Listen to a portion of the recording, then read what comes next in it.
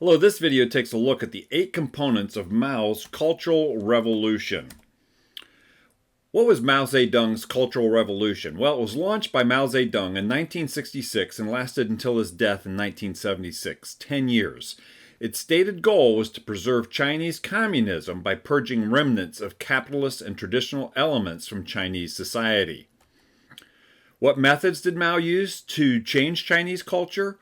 Well, Mao launched the Cultural Revolution by influencing the youths to violently remove the capitalist representatives and introduce the communist methods after destroying and denouncing the capitalist style and old methods which he felt were based on old customs, old culture, old habits, and old ideas. That is, to destroy everything that he considered old. What is Maoism in simple terms? Maoism is a form of communism developed by Mao Zedong. It's a doctrine to capture state power through a combination of armed insurgency, mass mobilization, and strategic alliances.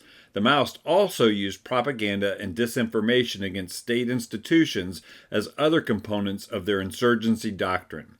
So in summary form, Mao's Communist China, Mao's Cultural Revolution, involved in armed insurgency, mass mobilization, and strategic alliances. In the United States, we can see Maoism at work through a mob insurgency of BLM, Antifa, LGBTQ sex activists, and climate cultists, social media platforms for mass mobilization, and for strategic alliances, a network of NGOs. So Mao Zedong's Cultural Revolution. The Cultural Revolution in the United States. The parallels. Well, the 8 components of Mao Zedong's Cultural Revolution included these. Number 1, indoctrinate the youth with fake history and a promised utopian future. 2, deaden their senses toward others. 3, mobilize youth against their own history. 4, mobilize youth against parents. 5, tear down statues. 6, tear down institutions. 7, rewrite history. 8, censure, intimidate, eliminate all opposition. Well, we see those same things, those same 8 principles of Maoism at work in the United States of America. Well, what were the results of Mao Zedong's Cultural Revolution? Well, how many died? New evidence suggests far higher numbers for the victims of this revolution. Recent scholarship is indicating as many as 43 million people were killed in China. But don't forget, communism worldwide has killed over 200 million people in its attempt to put in its utopian vision of the world. Captured institutions in the United States include these: universities, teachers' colleges, law schools, seminaries, public schools, museums, libraries, the federal deep state, government agencies at all levels, and political parties. Hospital systems, mainstream media, social media, Hollywood, music, sports, Fortune 500 companies, nonprofit foundations, mainstream churches, the Vatican, U.S. military leadership. Well, how can I say all these things are captured institutions? Just ask yourself, do these institutions advance the causes of sexual activists, or race activists, or climate activists? All of these on this list are ultimately advancing all 3 types of those activisms. So here's just a sampling of some of these things. Mobs tearing down statues. The issue is never the issue, it's about revolution. The U.S. government, National Archives, putting a trigger warning on founding documents. Headline: National Archives slaps harmful content warning on Constitution and all other founding documents.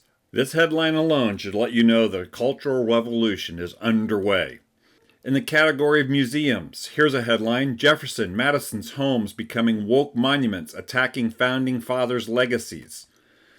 In elected offices, a Colorado Democrat-elect and avowed Marxist public school teacher is to fill a vacancy in the State House of Representatives. Here's his own remarks. I'm absolutely advocating for a forceful cultural revolution where we dismantle whiteness, individual and systemic white supremacy, and I'm willing to advocate for any form of disruption to it and every manifestation it has. In the area of libraries, a Marxist is in charge of the National Library Association. I just can't believe that a Marxist lesbian who believes that collective power is possible to build and can be wielded for a better world is the president-elect. I'm so excited for what we will do together. Solidarity. The media, the technique of Marxist dehumanization of opposition. Here's a headline: the attack on so-called Christian nationalists is more nefarious than you realize. The article writer said this: leftists are making sure to own the language, so no matter how silly Heidi sounds or how badly the box office for Rob Reiner's Christian nationalist movie was, take what they're doing very seriously because they're aggressively shifting the Overton window for appropriate political discourse about Christianity itself. It's no longer a religion in their mind. They're calling it Nazism. What was Mao Zedong's Cultural Revolution? Well, it was an armed insurgency, mass mobilization, and strategic alliances. These same things are happening in the United States. Consider this insurgency, this mob mentality of smash, smash, smash, everything that came before us and before them. And consider this network of NGOs that's being newly discovered in their funding network that's massive in size and shape. With these leftist NGOs networked together doing nefarious things behind the scenes to undermine the constitutional republic of the United States. Again, the 8 components: indoctrinate the youth, deaden their senses, mobilize against their own history, against their parents, tear down statues, institutions, and history, and then censure, intimidate, and eliminate all opposition. It's about the revolution.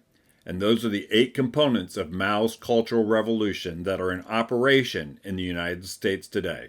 My name's Craig Seibert. Thanks for listening.